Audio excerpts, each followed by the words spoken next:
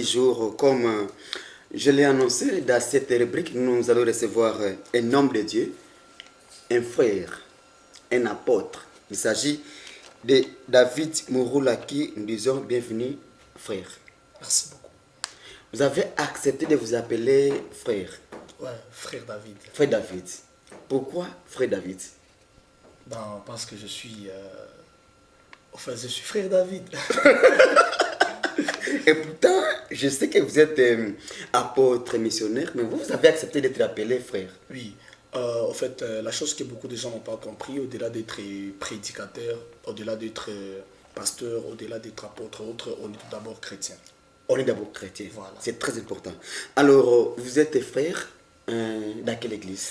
Voilà, je suis le frère David Jomereni chez Salem Tabernacle, chez le pasteur Malachi Moussawa. Ah, je m'ai appris que c'est vous qui êtes le visionnaire de cette église. Ben, je ne suis pas le visionnaire, je suis en train de travailler avec l'ancien là-bas. Ok, d'accord, ça va. Nous vous invitons dans cette émission, dans la rubrique l'invité du jour, pour nous parler de la mort spirituelle.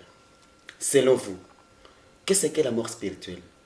Voilà, la mort spirituelle, je vais dire par définition, c'est une séparation totale avec Dieu.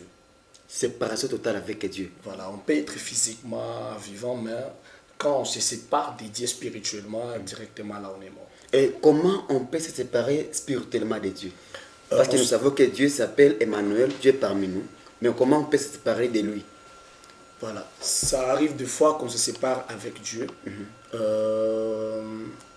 par la désobéissance de sa parole, genre je vais dire par les péchés, parce qu'il y a qu'un seul péché qui existe, c'est l'incrédulité, et c'est la cause principale qui nous amène à se séparer de Dieu, quoi.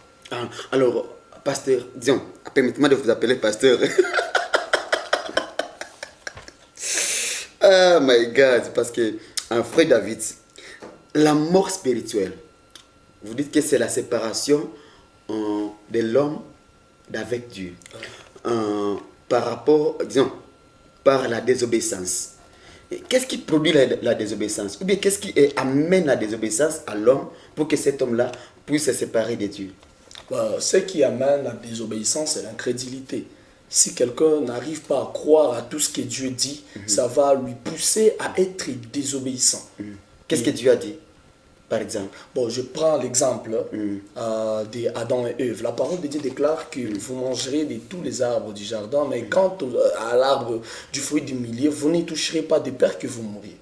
Voilà, vous allez voir par cela que le diable est venu, les a séduits, et après avoir séduit, donc, ils se sont opposés à ce que Dieu a dit.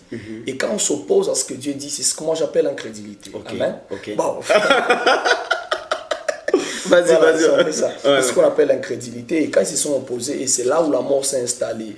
Physiquement, ils n'étaient pas morts, mais spirituellement, ils ont perdu l'essence de vie. Ils ont perdu la vie spirituelle. Ils se sont séparés de Dieu. Voilà, et c'est ce que Dieu même disait. Alors, la mort spirituelle, qu'est-ce qui peut provoquer cette mort-là? Ouais, ce que je vous avais dit, c'est qui les provoque, c'est la désobéissance, les péchés. Les péchés. C'est-à-dire, quand on pêche directement, là, on est mort spirituellement. Oui, des fois, quand on pêche et qu'on ne se relève pas, on est mort spirituellement.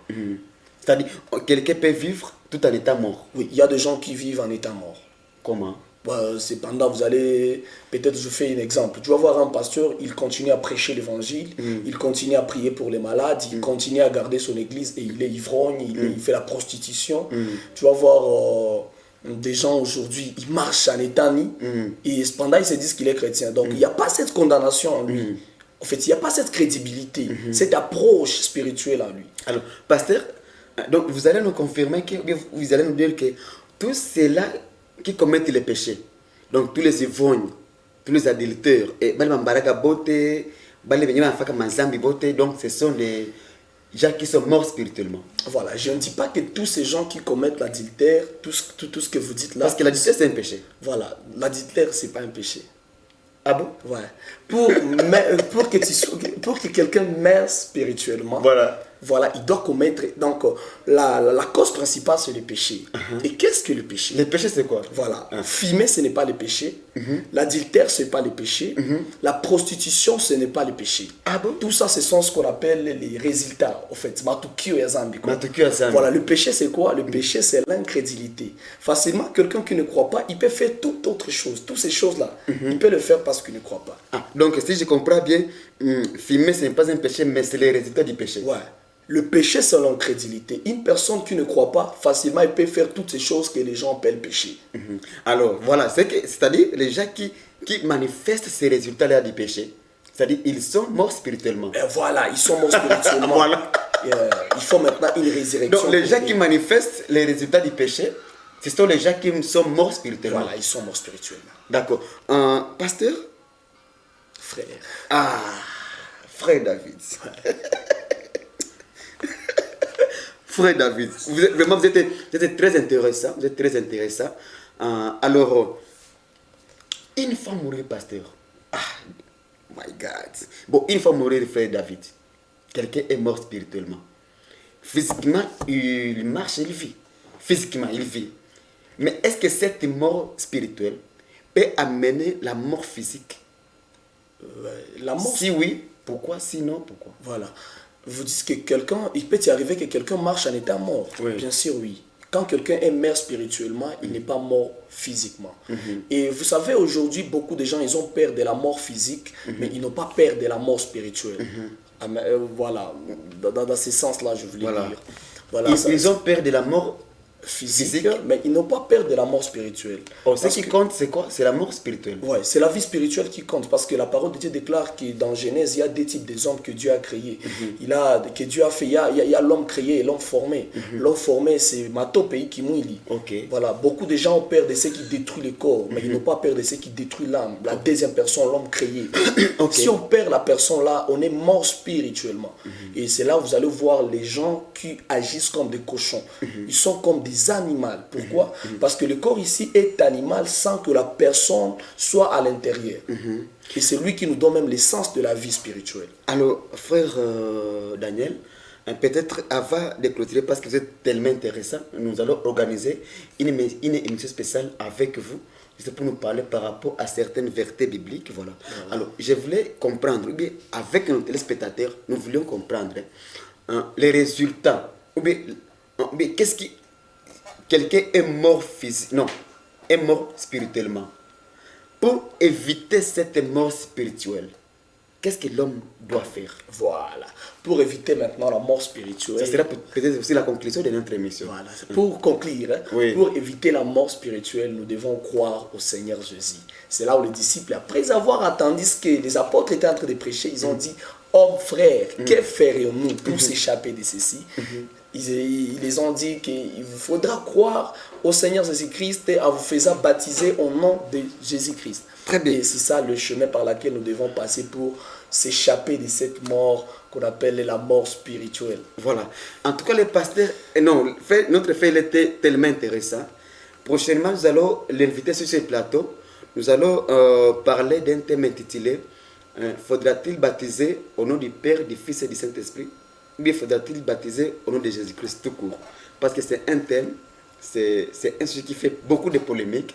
Alors, notre frère, il va nous expliquer par rapport à la Bible, par rapport à certaines croyances, bien sûr, faudra-t-il baptiser? Ou bien c'est là qui baptise au nom du Père, du Fils et du Saint-Esprit. Est-ce qu'ils commettent les péchés?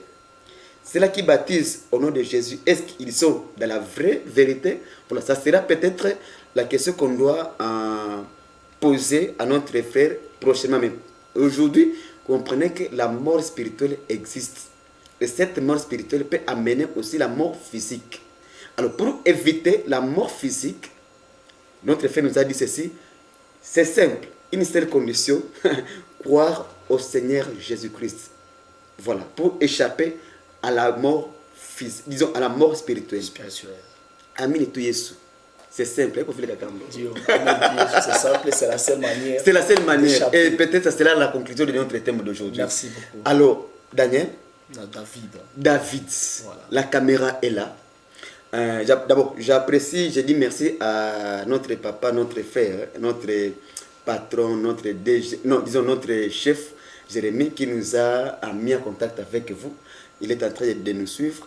Alors, je pense que prochainement, vous serez avec nous pour nous parler de ce thème-là. Voilà. Alors, pour clôturer avec vous aujourd'hui, la caméra est là. Je ne sais pas si vous avez un mot de la fin. Pas un mot de la fin, parce que le mot de la fin, c'est Jésus-Christ. Un mot juste pour dire aux gens par rapport au thème d'aujourd'hui. Voilà, ce que je pourrais dire aux gens, je vais leur dire ce que la parole de Dieu dit, parce que c'est la meilleure des choses pour nous dans cette vie où nous sommes en train de vivre. La parole de Dieu déclare que même si l'attente, l'attente dans laquelle nous habitons est détruite, rassurez-vous qu'il y a un édifice fait par le main de Dieu qui ne sera jamais détruit. Et cet édifice, on la recherche aussi longtemps qu'on est en train de vivre sur cette vie. La parole de Dieu dit encore, le ciel est mon trône, la terre c'est mon marchepied, quelle maison me bâtirez-vous? Donc le Seigneur voulait à ce que nous puissions bâtir nos âmes, nos corps pour qu'ils puissent y habiter. Voilà, j'interpellerai à chacun de nous, pour s'échapper de la mort spirituelle, vous devez bâtir vos âmes, vous devez vous sanctifier, vous devez vous remettre au Seigneur alors que les temps sont mauvais, les accomplissements de la prophétie, ce qui est en train de se faire, ce n'est pas ce que nous puissions faire des baisses sur les YouTube, Facebook et autres, mais ça nous interpelle en nous disant que bientôt là, le mari fera son entrée. Soyez conscients de ce qui se passe et préparez vos lampes car bientôt là, le jour de la rédemption est proche. Voilà, le jour de la rédemption est proche. Merci beaucoup, frère. Nous allons nous retrouver encore une fois de plus la semaine prochaine. Merci. Pourquoi pas dans une émission, pourquoi pas dans une autre antenne. Voilà, avant de clôturer cette antenne, disons, avant de nous séparer avec les frères, suivez cette transition et pour... ça va nous permettre aussi de chuter avec la rubrique Joyeux anniversaire. Et là, nous serons en train de clôturer, de mettre un point final pour cette antenne d'aujourd'hui.